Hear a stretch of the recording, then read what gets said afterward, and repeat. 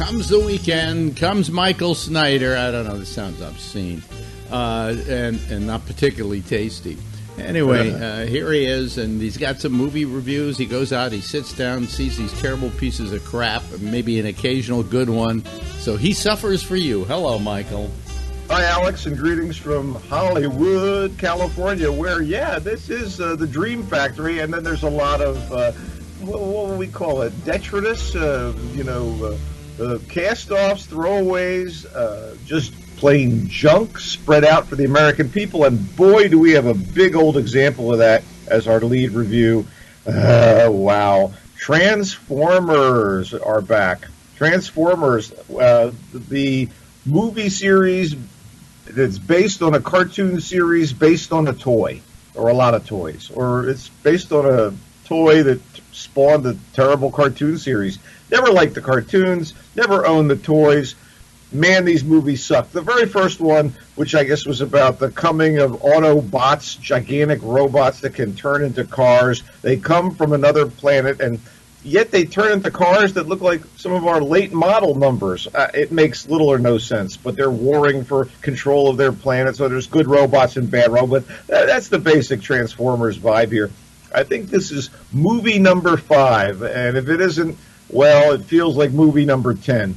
It's the latest from director Michael Bay. Yes, the king of the blockbuster, the king of the boneheaded blockbuster. And this is an IMAX blockbuster, if you get the chance to see it, in glorious 3D, if you give a damn about that kind of stuff. And yes, there are giant robots, and yes, there are humans that obviously are dwarfed by giant robots. And this movie suggests that, in fact, the Autobots from Cybertron, that's right, Cybertron, didn't just show up here 5 movies ago. Oh, no. They've been on Earth for years, centuries even, influencing history and culture. But in any event, last Transformers star, Mark Wahlberg, is back as the wacky inventor. I don't know if he's actually invented anything of any value or worth in these movies, but he's joined by Sir Anthony Hopkins, slumming a la Michael Caine, as an expert on these robots who's been observing everything from his lovely manor house in England and pulling various strings because his entire family has been dedicated to either, watching the robots over the centuries or observing them. I don't get it. Josh Duhamel is back as a military guy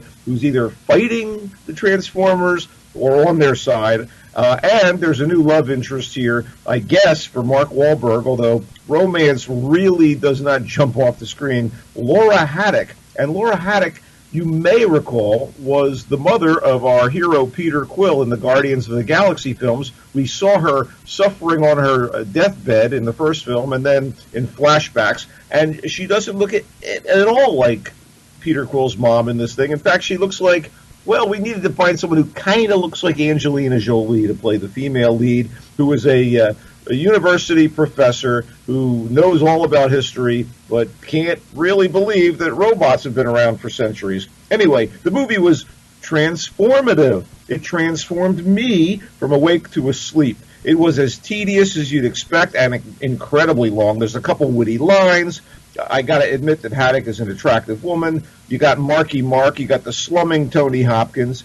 You do get the return of goofy John Turturro as a supporting player in this. And you also, of course, get Stanley Tucci. And from Veep, you do have the amusing Tony Hale. And there's a lot of robot CGI noise. Gibbering, circuitous plot. That's mostly what this is, spanning these centuries. The backstory creation myth that they throw out here makes no sense. Our hero Optimus Prime, and by hero I mean gigantic. You know what makes less sense? That you can spend this much time on a movie that sucks. Well, it's long, and it's sloppy and overblown. I want to warn people away from this thing. Let's put it this way. Yeah. It's so slapdash and frenetic and expensive as far as FX, you can't believe that it made it to the screen. By the way, let's just close out by saying bogus, clumsy, impossible to buy, and certainly nothing I'd recommend people spend money on. You kind of hope it's the last night.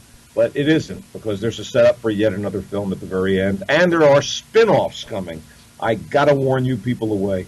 I've taken the time. I've done my job. Let's move on to a better film, The Beguiled.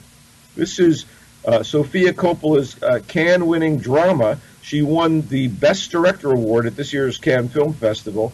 And basically, it's an adaptation of the 1971 movie The Beguiled and the novel of the same name that spawned the original film.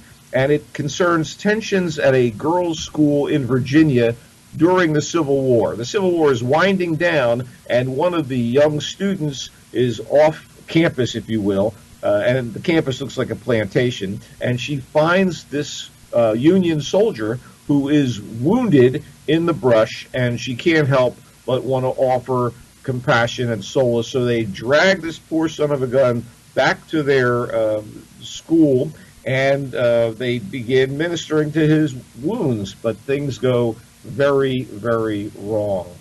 Anyway, Nicole Kidman plays the Geraldine Page role of the head mistress. Geraldine Page was the head mistress in the original movie. Colin Farrell, very good, in the Clint Eastwood role of the soldier in the 71 version. In other words, old Clint was still, swinging his big wiener around back in the day, and not just playing Dirty Harry.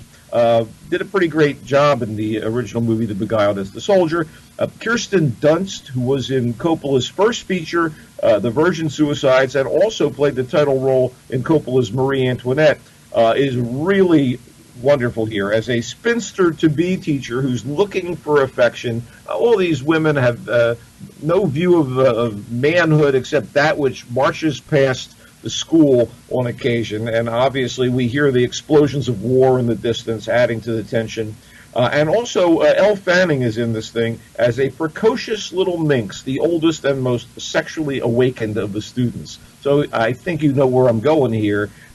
This is a lovely and disturbing film that looks at gender politics through the filter of a more genteel time, and obviously this guy, as he gets better, starts seducing in one way or another the various female characters who are of age in the school.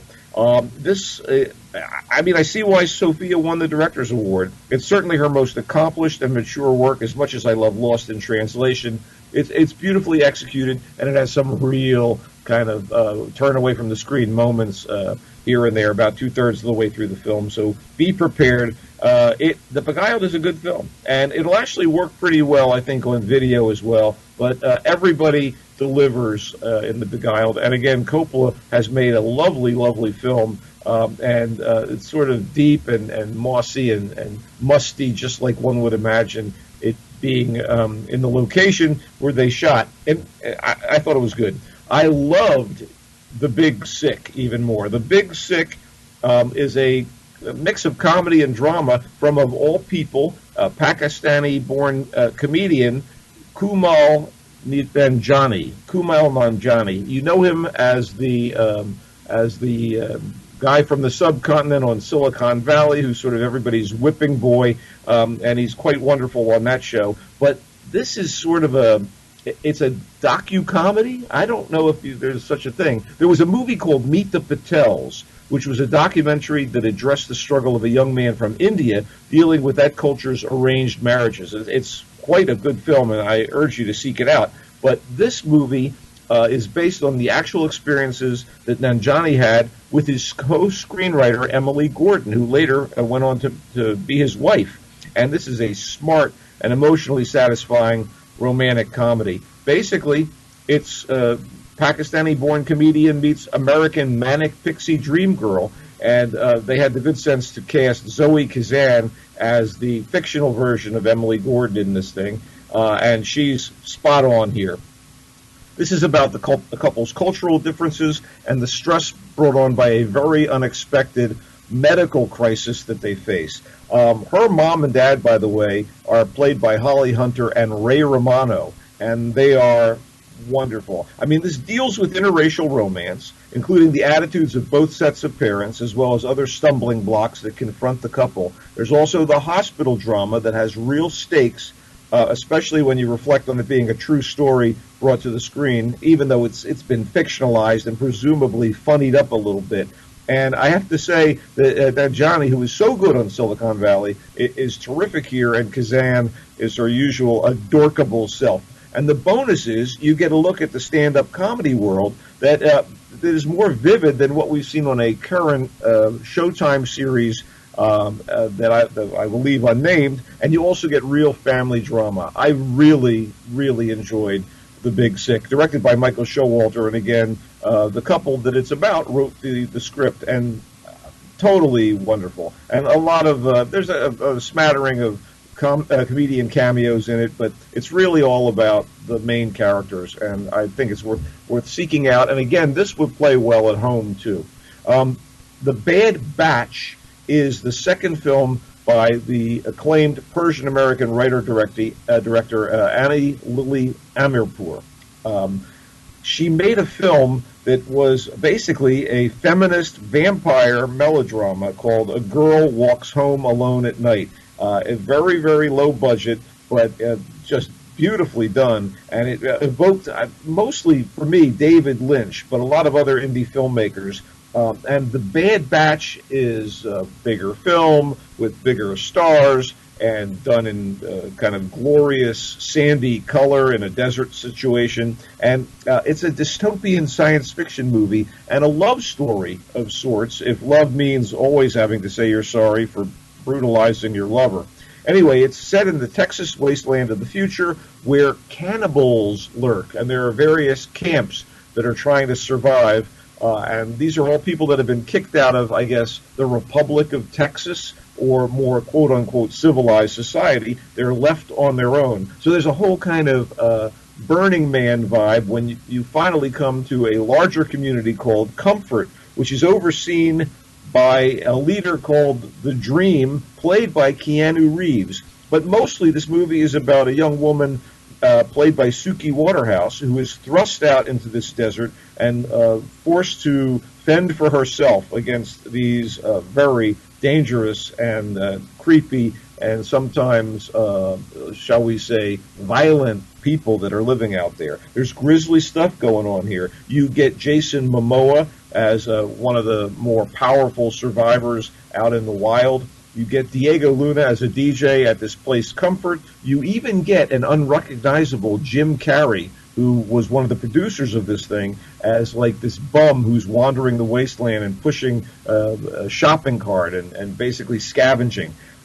There are some violent moments in this, shocking violence, and often against women, and at least one especially horrifying scene that is not for the easily queasy. But I thought The Bad Batch was pretty good. It's a little long, speaking of length, not as long and horrifying as the Transformers film. In fact, I thought this was okay. It's not as good as the first film, but we'll see where she goes from here. I think that Amirpour is a definite talent and, willing to try anything. And boy, oh boy, a lot of crazy stuff goes on here. I mean, you got even Giovanni Ribisi in a tiny role. Good cast. Well executed, just a bit much. Let's put it that way. I just want to wrap things up by mentioning something that was very, very dear to me. Yeah, I love French cinema, and I had a chance to spend almost, a little more than 3 hours with one of the masters of the genre, Bertrand Tavernier, in a documentary called My Journey Through French Cinema.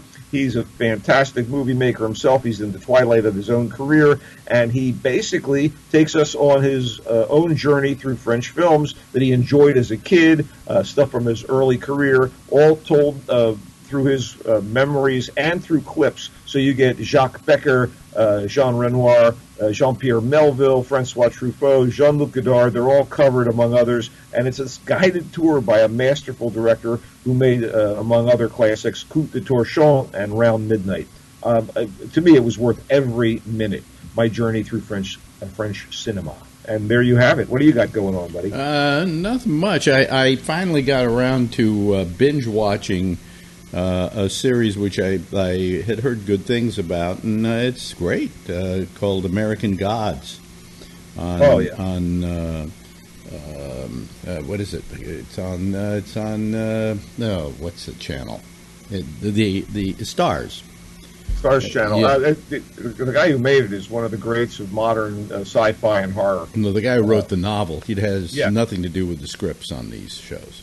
Well, he came up with the idea originally. He's not a bad screenwriter too. He wrote one of the best Doctor Who No, episodes. I know of he's a good screenwriter, but I'm saying that, in fact, it was surprising to me that he didn't write any of these episodes, but they're terrific. It's really something special. And Gillian Anderson will surprise you. Yes. Some of the things she does in American Gods. I also recommend it highly. Seek it out if you can stream it somewhere. And we haven't seen any movies, so that so there it doesn't. Movies don't matter, I guess. Well, if you get a chance to stream The Big Sick at some point in the future, I think you'll get a kick out of it. Again, it By the way, the show you were thinking on Showtime, which I also enjoy a lot, is called "I'm Dying Up Here."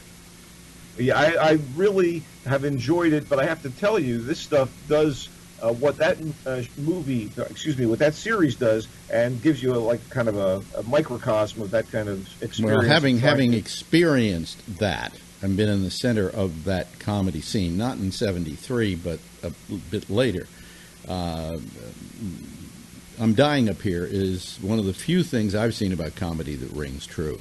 That is for real. I'm glad you brought it up because I've also been enjoying much of it. It's you've got to.